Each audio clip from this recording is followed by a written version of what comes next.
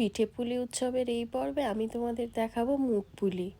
সাধারণ কিছু টিপস যদি একটুখানি ফলো করা যায় তাহলে পিঠেগুলো কিন্তু শক্ত হয় না, একদম মুচমুচে খাস্তা হবে। আমি এখানে এক বাটি চালের গুঁড়ি নিয়েছি, সেটাকে কিন্তু শুকনো খোলায় একটুখানি ভেজে নিয়েছি, নিয়ে ওটা নামিয়ে রেখে দেব। আর এখানে এক বাটি মুগের ডাল নিয়েছি, মুগের ডালের পরিমাণটা ছিল 250 গ্রাম মতো। সেটাকে ভালোভাবে একটু ভেজে নিয়ে ধুয়ে আর ওটাকে সেদ্ধ করে নিয়েছি ভালোভাবে। তার মধ্যে একটুখানি লবণ দিয়েছি, আর ওই যে একটু ভেজে রাখা চালের গুঁড়িটা সেটা অ্যাড করে দিয়েছি। দিয়ে এবার ধীরে ধীরে এটাকে মিশিয়ে নিতে হবে, আর মেশানোটা কিন্তু হবে একদম নরম। দিয়ে এটাকে আধ ঘন্টা ঢেকে রেখে ওটাকে মেখে নিতে হবে, যেমন রুটির ডো মাখা হয় সেইভাবেই। পুরের কথায় যদি আসি, সাধারণভাবেই পুর দেওয়া হবে। কড়াইতে নারকেল দিয়েছিলাম, তার উপরে গুড় দিয়েছি, দিয়ে বেশ কিছুটা পরিমাণ খোয়া ক্ষীরের পরিমাণটা কিন্তু অনেকটা, এখানে আমি প্রায় 400 গ্রাম মতো খোয়া ক্ষীর দিয়েছিলাম।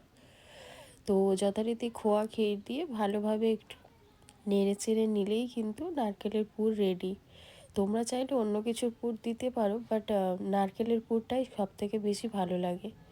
তো দেখো পুর কিন্তু রেডি। এরপরে যে ডোটা মেখে রাখা ছিল সেই ডো থেকে আমি এবার পিঠে বানিয়ে নেব।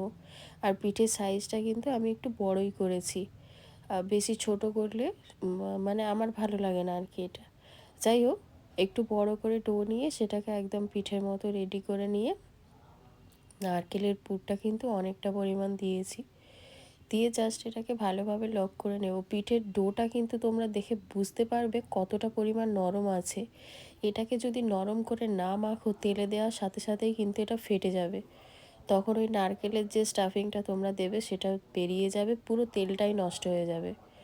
তো পিঠের যে ডোটা সেটা কিন্তু ভীষণ নরম হবে। যাই হোক, দেখো আমি এইভাবে পিঠেগুলো বানিয়ে নিয়েছি। তো এখানে অনেকটা পরিমাণ পিঠে হয়েছিল, আমি কিছুটা ভাপিয়েছিলাম আর কিছুটা ভেজেছিলাম। যাই হোক, তেল কিন্তু ভীষণভাবে গরম হিট হয়ে মানে গরম করতে হবে আর কি তেলটা, মিডিয়াম হিট থাকলে হবে না। সাদা তেল দিয়েছিলাম, সেটা একদম জাস্ট ধোঁয়া ওঠা গরম হয়েছে, তার মধ্যে পিঠেগুলো অ্যাড করে দেব। দিয়ে আর কি লাল লাল করে ভেজে তুলে নিলেই কিন্তু রেডি আমাদের মুগ পুলি। আর এই যে টিপ টিপ যে ছোট্ট ছোট্ট দাগগুলো দেখতে পাচ্ছ তোমরা, এগুলো কিন্তু মুগ ডালটা ভাজা হয়েছে সেগুলোরই একটা দাগ। দেখো আমি এই রকম কালার এনে ভেজে তুলে নিয়েছি। তো আর কে কী কোন পিঠে দেখতে চাইছো সেটা কিন্তু আমাকে কমেন্ট করে জানিও। আমি যদি জানি সেটা রেসিপি তোমাদের সাথে শেয়ার করার চেষ্টা করব। দেখো রেডি আমাদের ভীষণ স্বাদের মুগ পুলি।